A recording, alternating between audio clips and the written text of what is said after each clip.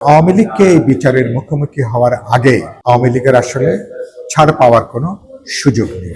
আওয়ামী লীগ কিভাবে ফিরবে, এটা কি তাজউদ্দিন আহমেদের পরিবার দায়িত্ব নেবে?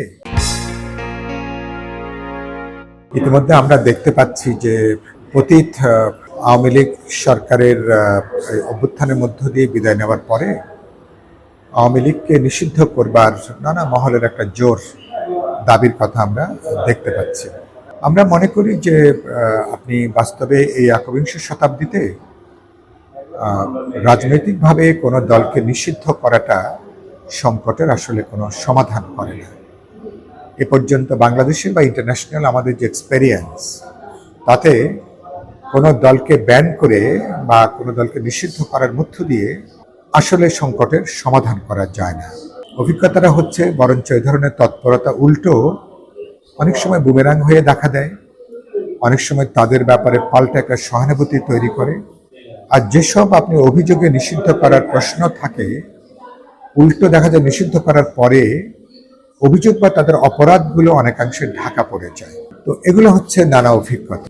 আর আমি মনে করি কোনো একটা দলকে নিষিদ্ধ করার পরিবর্তে একটা বহুত্ববাদী সমাজে বা একটা ধরনের গণতান্ত্রিক সমাজে তাকে আপনি কিভাবে মোকাবেলা করবেন অপরাধের জন্য?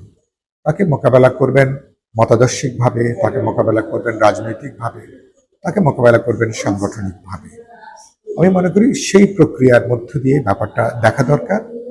তবে আওয়ামী লীগের বিরুদ্ধে যে গুরুতর অভিযোগ, যেটা তাদের 16 বছরের যে চরম ফ্যাসিবাদী দুঃশাসন, বিশেষ করে গত জুলাই আগস্টে মুক্তিযুদ্ধের পরে যে সংগঠিত সবচেয়ে বড় যে গণহত্যা এখানে সংগঠিত হয়েছে, আওয়ামী লীগ এবং এর সাথে যুক্ত তাদের নীতি নির্ধারকরা, যারা নীতি নির্ধারণে কার্যকরী করার ব্যাপারে যাদের ভূমিকা ছিল, অবশ্যই মনে করি তাদের বিচারের প্রশ্ন আছে। ইতিমধ্যে ইন্টারন্যাশনাল যে ট্রাইব্যুনাল হয়েছে, সেখানে অনেকগুলো মামলা হয়েছে, তার বিচারিক কার্যক্রম শুরু হয়েছে। আমি মনে করি সেই বিচারগুলো হওয়া দরকার।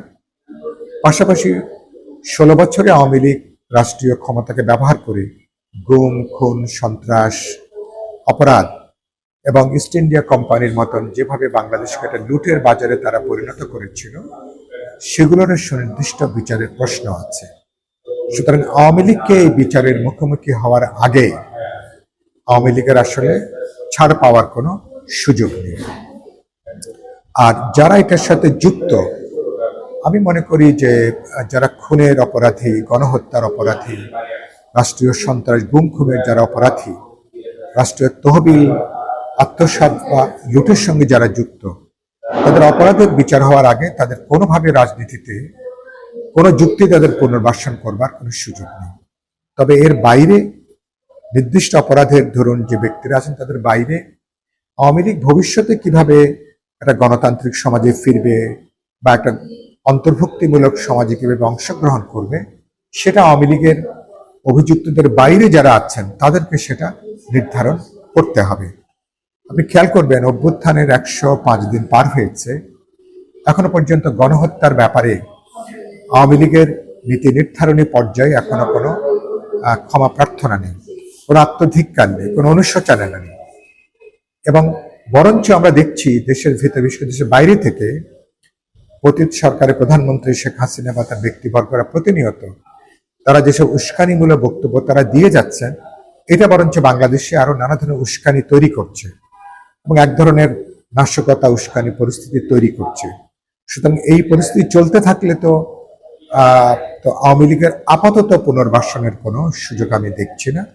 ভবিষ্যতে বিচারিক কার্যক্রমের মধ্য দিয়ে বা তার সম্পন্ন হবার পরে আওয়ামী লীগ কিভাবে ফিরবে, এটা কি তাজউদ্দিন আহমেদের পরিবার দায়িত্ব নেবে, বা আওয়ামী লীগের অন্য যাদের বিরুদ্ধে গুরুতর কোনো অপরাধের কোনো অভিযোগ নেই, তারা কিভাবে ফিরতে চান, তাদেরকে বাংলাদেশের মানুষের কাছে ক্ষমা প্রার্থনা করে সেই বক্তব্য তারা নিশ্চয়ই হাজির করবেন।